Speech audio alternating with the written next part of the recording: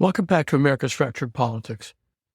Donald Trump's handling of federal aid during the government shutdown is not just a policy failure.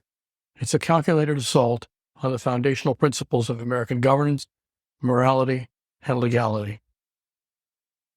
As the government shutdown grinds government services to a halt, the cruelty of Trump's approach becomes unmistakable. Billions earmarked for Democratic districts, critical subway expansions in New York, aging tunnel repairs, basic infrastructure upgrades in cities like Chicago have been summarily frozen, outright canceled, or tied up with flimsy excuses about contract reviews. These projects, vital not only for economic development but public safety, were derailed just as the shutdown began. Collateral damage in Trump's campaign of political retribution. By contrast, red states like Florida continued receiving federal support for contentious projects, with energy grants from Republican-led states notably spared the axe. The math is simple and damning. Trump's administration suspended or canceled nearly $28 billion in aid, concentrating the pain on 87 Democratic districts, while sparing just 14 Republican ones. Tragic proof that under Trump, federal resources are not distributed according to need or impact, but by political score set. This is a tough lover of fiscal discipline. It's gangster governance. Trump weaponizes his federal purse and cripples blue states for resisting his demands, punishing not just Democratic lawmakers, but millions of ordinary Americans whose livelihoods depend on these funds. His administration brags that the shutdown offers an unprecedented opportunity to cut Democratic priorities permanently, turning the fiscal impasse into an ideological purge. The president flaunts his power to torpedo climate initiatives, public transit, and clean energy progress for cities that don't vote his way, all while insisting that the hardship falls on those unwilling to bow to his whims. It's a mafia state logic. Help yourself to government largesse if you're loyal, starve if not. The impact on social welfare is catastrophic. More than 40 million Americans, parents, children, and the elderly, are facing cutoff of food aid as the Trump administration refuses to tap contingency funds to keep SNAP benefits running through November. The excuse? That the money is only for disaster relief, as if hunger and a shutdown isn't a disaster. The administration blames Democrats and strong-armed blue states while red states quietly urge their residents to rely on charity and food pantries to survive. Food aid, once a bipartisan guarantee, has now become another hostage to political hardball, and the suffering spreads to every corner of the country. But nowhere is the corruption clearer than in Trump's unprecedented use of private money to pay the military and other federal constituencies.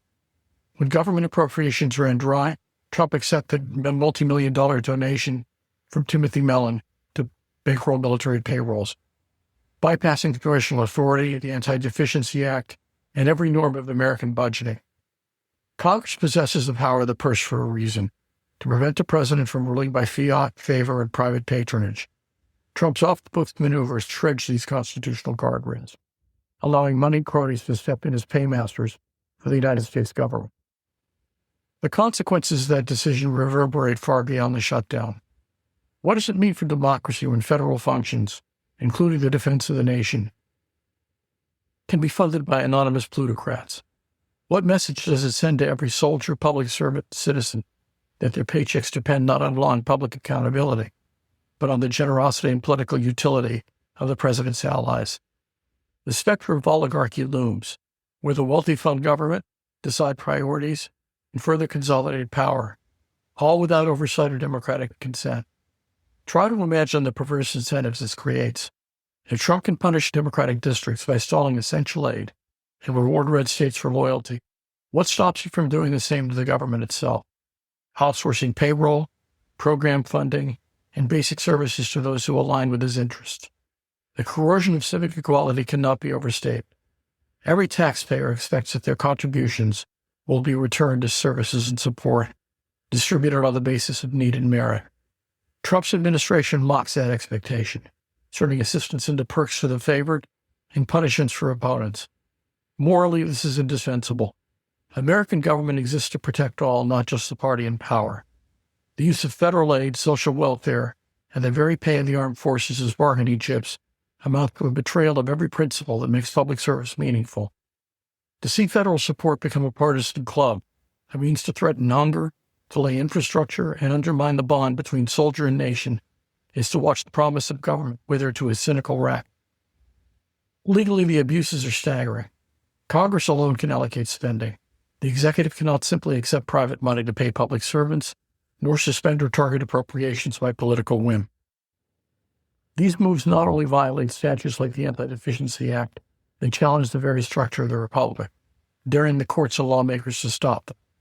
Yet with millions suffering and the machinery of democracy in crisis, the damage is done. Trump's distribution of federal aid during this shutdown is not a minor scandal. It's an existential threat to America's moral fabric and constitutional framework. The country must decide whether government is to be a force for justice, impartiality, and public good, or merely another extension of whoever holds power. If government aid, defense, and welfare succumb to the whims of a single man or those who bankroll him, then democratic society teeters at the edge of dissolution. And not. Americans deserve a government that respects law, morality, the dignity of every citizen. It's time to call this for what it is and demand accountability, restoration, and reform before the last remnants of authentic public service are lost. Thank you for listening. This has been America's Fractured Politics. Remember to fight back and never give up hope. This can be beat if we all combine together. Thank you.